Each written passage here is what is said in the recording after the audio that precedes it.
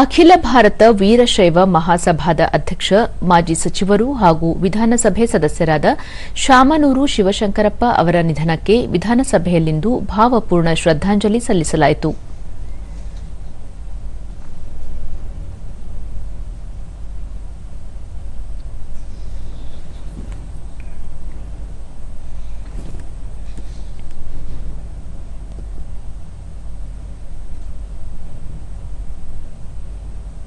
ನಮ್ಮ ಜೊತೆಗೂ ಶಾಸಕರಾಗಿ ಮಂತ್ರಿಯಾಗಿ ಕೂಡಿದ್ರು.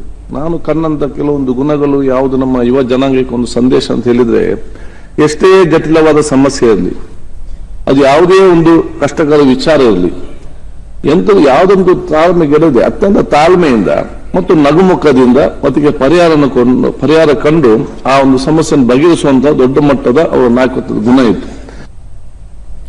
ಸಂತಾಪ ಸೂಚನಾ ನಿರ್ಣಯ ಬೆಂಬಲಿಸಿ ಮುಖ್ಯಮಂತ್ರಿ ಸಿದ್ದರಾಮಯ್ಯ ಅಖಿಲ ಭಾರತ ವೀರಶೈವ ಮಹಾಸಭಾದ ಅಧ್ಯಕ್ಷರಾಗಿ ದೀರ್ಘಕಾಲ ಸೇವೆ ಸಲ್ಲಿಸಿದ್ದ ಶಾಮನೂರು ಶಿವಶಂಕರಪ್ಪ 6 ಬಾರಿ ಶಾಸಕರಾಗಿದ್ದರು.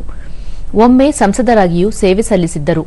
ದಾವಣಗೆರೆಯನ್ನು ವಿದ್ಯಾಕಾಶಿ ಮಾಡಿದ್ದ ಅವರು ಸಾಮಾಜಿಕ ಕ್ಷೇತ್ರದಲ್ಲಿ ತಮ್ಮದೇ ಆದ ಛಾಪು ಮೂಡಿಸಿದ್ದಾರೆ ಎಂದು ಸ್ಮರಿಸಿದರು. ನಮ್ಮನ್ನ ಅಗಲಿದ್ದಾರೆ, ಅವರ ಆತ್ಮಕ್ಕೆ ಚಿರಶಾಂತಿ ದೊರಕಲಿ.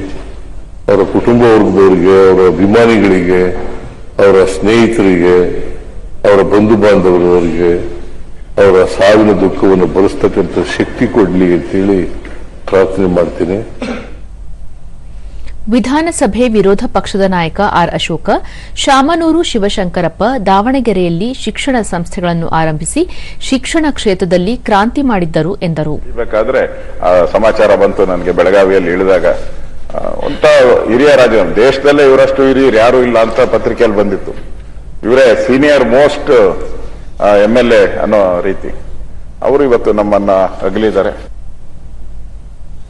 ಬಳಿಕ ಸ್ಪೀಕರ್ ಯುಟಿ ಖಾದರ್ ವಿಧಾನಸಭೆ ಕಲಾಪವನ್ನು ನಾಳೆಗೆ ಮುಂದೂಡಿದರು.